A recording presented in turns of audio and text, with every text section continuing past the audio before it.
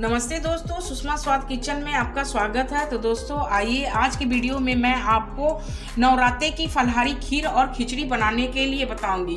नवरात्रे पे 9 दिन का व्रत रखते हैं तो ऐसा लगता है कि क्या बना करके खाएं, तो आप इस तरह के रेसिपी बना करके खाइए। आपको हेल्थ के लिए भी बहुत अच्छी है और आपकी बॉडी में इम्यूनिटी बनी हुई रहेगी। तो आइए इस रेसिपी को मैं आपको दिखाती हूँ। नमस्ते दोस्तों, सुषमा स्वाद किचन में आपका स्वागत है। तो दोस्तों आइए आज के रेसिपी में मैं आपको बताऊंगी फलाहारी खीर और फलाहारी खिचड़ी। तो देखिए, फलाहारी खिचड़ी बनाने के लिए मैं इस तरह से साबूदाना ली हूँ। साबूदाना 3 तरह की आती है। एक साबूदाना आती है सबसे मोटे साइज की, और एक ये मीडियम साइज की, और एक इससे भी छोटी आती है। तो देखिए, खिचड़ी बनाने के लिए मैं इस तरह के साबूदाने ली हूँ। मैं ये कटोरी, एक छोटी सी कटोरी है मेरे पास, मैं इस कटोरी से 1 कटोरी साबूदाना ली हूँ। और खीर बनाने के लिए देखिए, मैं समा का चावल ली हूँ। इस तरह से होती है समा की चावल। मैं ये भी एक छोटी कटोरी से, सेम वही कटोरी से मैं 1 कटोरी समा की चावल ले ली हूँ। तो आइए फलाहारी खीर और खिचड़ी बनाने के लिए सबसे पहले मैं इन दोनों को अच्छी तरह से धो करके मैं पानी में इसे लगभग 10 से 15 मिनट के लिए भिगो देती हूँ। तो देखिए, इन दोनों को मैं अच्छी तरह से वॉश कर ली हूँ। इसमें साबूदाने में स्टार्च होती है, इसलिए मैं अच्छी तरह से इसे 2-3 बार धो करके इसकी स्टार्च निकाल दी हूँ। अब मैं इसमें पानी डाल करके 10-15 मिनट के लिए भिगो करके छोड़ देती हूँ। देखिए इस तरह से।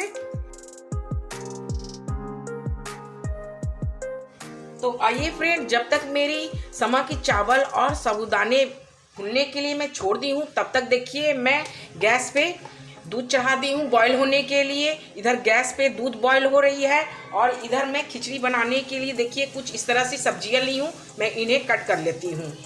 तो आइए मैं सब्जियों को कट करने के बाद आपको दिखाती हूँ। और दूध बॉईल होने के लिए मैं गैस पे चढ़ा दी हूँ। तो देखिए फ्रेंड, दूध में मेरी बॉईल आ गई है। देखिए दूध अच्छी तरह से उबल रही है। और देखिए सारी सब्जियां भी मैं काट करके रेडी कर ली हूँ। देखिए इस तरह से 2 आलू, 2 गाजर, 1 बड़े साइज की टमाटर, हरी धनिया और 2 हरी मिर्च, मैं सारी सब्जियों को इस तरह से कट करके ले ली हूँ। अब मैं इन्हें रख देती हूँ, पहले खीर को बना लेती हूँ। तो देखिए फ्रेंड, समा की चावल को मैं इस तरह से पानी से छान ली हूँ। देखिए इस तरह से छान करके आप निकाल लीजिए। पानी अच्छी तरह से इसकी छन जानी चाहिए। और दूध को भी मैं थोड़ी सी गाढ़ी कर ली हूँ। मेरी 1 लीटर दूध थी और इसे मैं थोड़ी सी गाढ़ी की हूँ। तो देखिए 1 लीटर दूध में मैं आपको जैसे दिखाई हुई एक छोटी सी कटोरी से ही मैं चावल ली हूँ। अगर चम्मच से इसे देखें तो 2 चम्मच ही चावल ली थी फूल करके, आपको ये 3 चम्मच जैसी हो गई है। अब आप गैस के फ्लेम बिल्कुल मीडियम रखें और इसे चलाते हुए खीर को पका लीजिए। तो देखिए खीर बनाते हुए दूध आपकी इस तरह से गाढ़ी हो जाती है, और चावल भी देखिए, चावल भी इस तरह से मैश हो जा रही है, यानी कि चावल भी पक गई है। समा की चावल अच्छी तरह से पक गई है। अब मैं इसमें चीनी डाल रही हूँ। मैं जितनी चावल ली थी उतनी ही चीनी ली हूँ। आप अपने हिसाब से कम ज़्यादा कर सकते हैं। चीनी जब इसमें गलेगी तो थोड़ी सी पतली जैसी हो जाएगी, आपको उसे भी गाढ़ा कर लेनी है सुखा करके। तो देखिए मैं थोड़ी सी इस तरह से केसर के धागे भिगो करके रखी हूँ दूध में, मैं इसे भी डाल देती हूँ।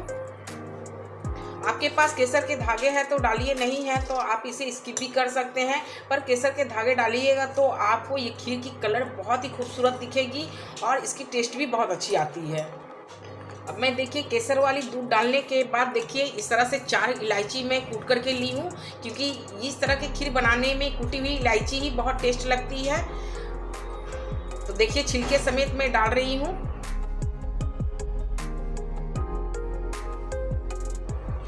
तो देखिए इस तरह से मैं कुछ ड्राई फ्रूट्स कट करके ली हूँ, जैसे काजू, किशमिश और बादाम। मैं इन तीनों को ड्राई रोस्ट कर ली हूँ। मैं इसे डाल देती हूँ। आप अगर ड्राई फ्रूट्स पसंद करते हैं तो आप डालिए, या फिर बिना ड्राई फ्रूट्स के भी बना सकते हैं, या फिर आपको जो ड्राई फ्रूट्स पसंद है वो आप डाल करके बना सकते हैं। तो देखिए खीर भी मेरी पक चुकी है और गाढ़ी भी हो गई है। मैं इसकी देखिए कंसिस्टेंसी दिखा रही हूँ। देखिए बिल्कुल इस तरह से होनी चाहिए। इससे ज़्यादा गाढ़ी मत कीजिए, क्योंकि ठंडे होने के बाद खीर और भी गाढ़ी हो जाती है। तो अब मैं गैस के फ्लेम बंद कर देती हूँ। तो आइए, मेरी खीर बनकर के रेडी हो गई है। अब मैं खिचड़ी बनाने की तैयारी करती हूँ। तो देखिए, खिचड़ी बनाने के लिए मैं इस तरह से कढ़ाई चढ़ाई हूँ गैस पे, और इसमें देखिए हाफ कटोरी मैं मूंगफली ली हूँ, बड़े चम्मच से 1 चम्मच, और ये कुछ मखाने ली हूँ। इन्हें मैं ड्राई रोस्ट कर लेती हूँ। मैं आपको जो भी बना करके दिखा रही हूँ खिचड़ी और खीर, उसमें ना मैं घी का यूज की हूँ और ना ही मैं तेल का यूज की हूँ। तो देखिए फ्रेंड, मेरी मखाने और मूंगफली इस तरह से ड्राई रोस्ट हो गई है। मूंगफली देखिए इस तरह से चटक गई है, जैसे फटफट गई है, और ये भी देखिए कितनी अच्छी से फूल गई है, मखाने भी फूल गई है। मैं आपको एक तोड़ कर दिखा रही हूँ। देखिए कितनी अच्छी तरह से टूट गई है। अब मैं गैस ऑफ करके इन्हें बाहर निकाल लेती हूँ प्लेट पर। तो देखिए, खिचड़ी बनाने के लिए मैं सूखे ही तड़के लगा रही हूँ। जैसे हाफ चम्मच में जीरा ली हूँ, और देखिए इसमें ना ऑयल ना घी डाली हूँ। मैं इसे इसी तरह से ड्राई रोस्ट कर लेती हूँ। इससे बहुत अच्छी खुशबू आ रही है। जीरा पकने के बाद अच्छी खुशबू आती है। अब मैं इसमें जो आलू कट करके रखी हूँ इसे डाल देती हूँ। इसी तरह से सूखे मैं कढ़ाई में चला लेती हूँ। अब मैं 2 गाजर कट करके रखी हूँ, उन्हें भी डाल देती हूँ। इन्हें भी मैं इसी तरह से सूखे कढ़ाई में पका लेती हूँ। थोड़ी देर इसी तरह से फ्राई कर लेती हूँ। बस ज़्यादा नहीं, 1 मिनट के लिए ही मैं फ्राई करती हूँ। अब मैं इसमें टमाटर एक बड़े साइज की कट करके रखी हूँ, इसे डाल देती हूँ, और हरी मिर्च भी अभी डाल देती हूँ। अब मैं इसमें देखिए कटोरी से 2 कटोरी में पानी डाल देती हूँ पहले। बाद में अगर पानी घटेगी तो बाद में और भी डालूंगी। अभी फिलहाल मैं 2 कटोरी डाल रही हूँ। और ये देखिए, साबूदाने को मैं भिगो करके रखी थी और इसे छन्नी में इस तरह से छान करके ले ली हूँ। अभी मैं पानी को बॉयल होने देती हूँ। जब बॉयल आ जाएगी इसमें, तभी मैं साबूदाने को डालूंगी। तो देखिए, लगभग 5 मिनट बाद मैं ढक्कन हटा करके देख रही हूँ, अच्छी तरह से बॉयल आ गई है। अब मैं इसे कम से कम आधी सब्जी को मैं पकने छोड़ देती हूँ। आप इस सब्जी को कम से कम आधे पका लीजिए, उसके बाद साबूदाने डालिएगा। मैं फिर से इसे ढक्कन लगा करके छोड़ दे रही हूँ।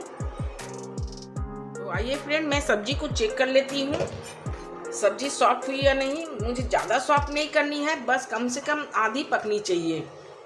तो देखिए, इस तरह से कट करके देख रही हूँ। आलू तो अभी पकी नहीं है, मैं थोड़ी देर और इसे पका लेती हूँ। और आलू भी देखिए पक गई है।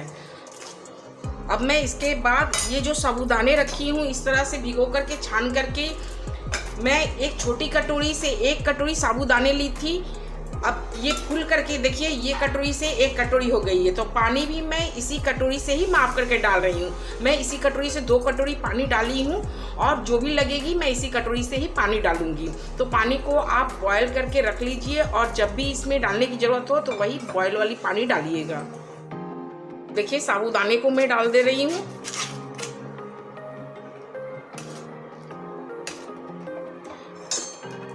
और गैस के फ्लेम बिल्कुल इसी तरह से मीडियम रहने दीजिए। मीडियम फ्लेम पर ही आप साबूदाने को पकने दीजिए। तो फ्रेंड देखिए, ये खिचड़ी बहुत ही हेल्दी होती है। मैं इसे बिना ऑयल बिना घी का बनाई हूँ। आप इस तरह से खिचड़ी और खीर जरूर बनाइए। ये बहुत ही हेल्दी खीर और खिचड़ी है। आप इसे किसी भी फास्टिंग में बना करके खा सकते हैं। आप नवरात्रि के फास्टिंग में बना करके खा सकते हैं। आपको इस तरह की रेसिपी बनाकर खाने से क्या होगी, पेट भी भरी हुई रहेगी और आपके बॉडी में इम्यूनिटी बनी हुई रहेगी। आपको जरा भी वीकनेस नहीं लगेगी। और आप अगर डाइट पे बना के खाना चाहते हैं तो आप इसमें जो आलू डाले हैं, आलू को स्किप कर दीजिए और इसके जगह पे आप कच्चे केले का यूज़ कर सकते हैं। और खीर में जो मैं चीनी डाली हूँ, चीनी की जगह आप हनी यूज़ कीजिएगा। तो आप इस तरह से डाइट में भी इसे बना करके ले सकते हैं। तो देखिए मेरी साबूदाने पक रही है, मैं इसे चलाते हुए इसी तरह से पका लूँगी। देखिए साबूदाने पकने के बाद इस तरह से देखिए गाढ़ी होती जा रही है, तो इसमें और भी पानी की ज़रूरत है। तो आप इस तरह से देखते हुए पानी डालिए। तो देखिए मैं 1 कटोरी फिर से पानी ली हूँ। अब आप गैस के फ्लेम मीडियम से थोड़ी स्लो कर लीजिए ताकि आपकी पानी कम सूखे और ये धीरे धीरे बॉयल होकर के अच्छी तरह से पक जाए।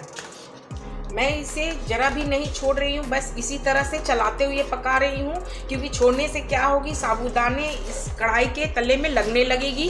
इसीलिए आप इसे इस तरह से चलाते हुए भी पका लें। देखिए बहुत अच्छी तरह से साबूदाने पक गई है और ये गाजर आलू भी सॉफ्ट हो गई है, बहुत अच्छी तरह से पक गई है। ये भी देखिए अच्छी तरह से मैश हो जाती है। तो देखिए साबूदाने की खिचड़ी में मैं हरी धनिया डाल दी हूँ और धनिया डालने के बाद देखिए मैं इस तरह से दरदरा कूटा हुआ काली मिर्च ली हूँ। मैं पाउडर नहीं डाल रही हूँ, इससे क्या होगी, ज़्यादा तीखी हो जाएगी। आप अगर धनिया खाते हैं तो धनिया पाउडर भी हाफ चम्मच डालिएगा